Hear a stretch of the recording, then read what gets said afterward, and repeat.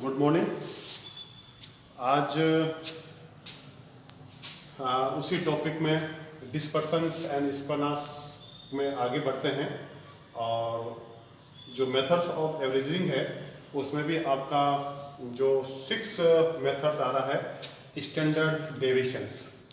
विद्यार्थियों, अपन ने इसके पहले अपन mean deviations, range, IQR, QD है ना, ये अपन सब इसके इक्वेशंस अपन ने ज्ञात की थी और ज्ञात करने के बाद में जो सॉल्यूशंस, जो प्रॉब्लम्स आपके सामने आ रही है एवरेजिंग के संबंध में आपके कि कौन सा मेथड्स इसमें आपके बेस्ट है या किसका यूज सबसे अधिक होता है या सेकेंड मोमेंट ऑफ डिस्पर्सन्स जिसको अपन कहते हैं वो इसमें से कौन सा है।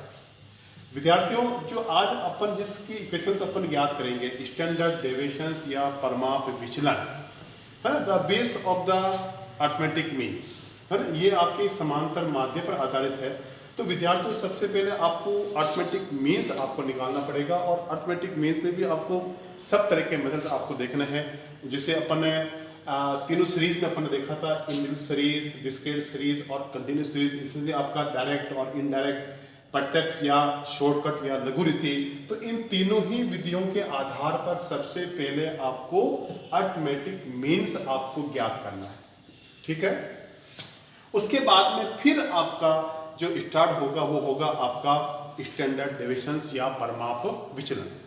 देखो विद्यार्थियों, मीन डेविएशंस में कुछ चीजें अपन ने नई यहाँ पर अडॉप्ट की थी, कुछ चीजें अपन ने जो पहले पढ़ी थी उसको अपन ने छोड़ दिया था, है ना। लेकिन अब जो main deviations, basic difference of the mean deviations and standard deviations, देखिए स्टैंडर्ड डेविएशन मानक विचलन या बोलते हैं परमाप विचलन, the base of the arithmetic means, जिसके आधार पर पहले समांतर माध्य के आधार पर जो मूल्य ज्ञात किए जाते हैं उस मूल्य ज्ञात किए गए मूल्य के आधार पर अपन उसका विचलन ज्ञात करेंगे और विचलन ज्ञात किए गए मूल्यों का उसका अपन स्क्वायर या उसका वर्ग ज्ञात करेंगे।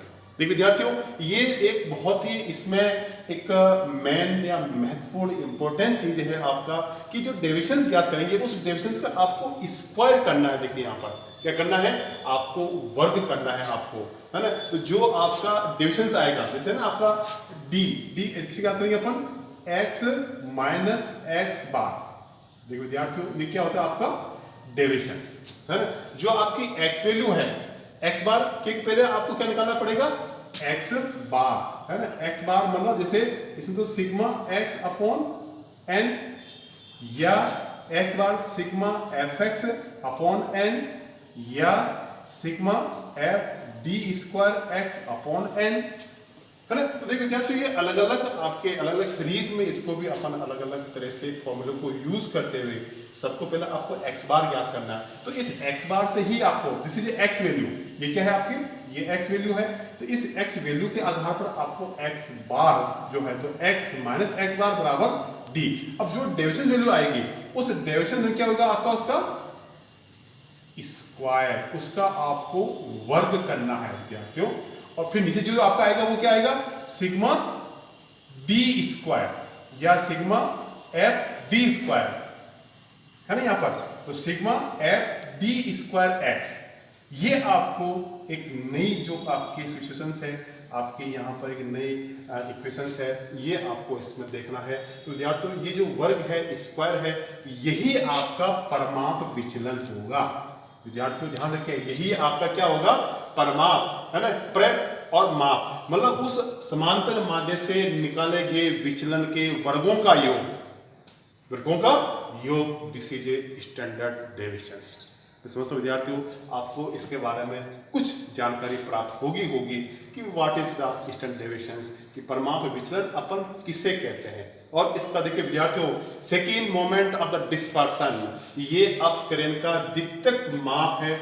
जो द्वितीयक माप है ये बहुत ही सटीक और एक्चुअल मेजरमेंट है, इसलिए maximum use of the research scholars, है ना, इन द रिसर्च एरियाज। ये सभी विद्यार्थी जो हैं, जो रिसर्च स्कॉलर कर रहे हैं, जो पीएचडी कर रहे हैं, जो अनुसंधान कर रहे हैं, वो आपको इसको सबसे ज़्यादा इस इक्वेशंस को, इस फॉर्मूले को, इस मेथड्स को यूज़ करते हैं। किसके लिए? एवरेजिंग ज्ञात करने के लिए। तो ये आपको इस तरह आपको निकालना है। तो सबसे पहले आपको अरिथमेटिक मीन्स आपको निकालना है और उसके बाद ही आपको दूसरी चीज़ आपको ज्ञात करनी है। तो देखिए विद्यार्थियों, अब अपन लेते हैं आपके इंडिविजुअल सीरीज में जो भी है, मैंने एक क्वेश्चंस यहाँ पर आपके पास लिखा हुआ है।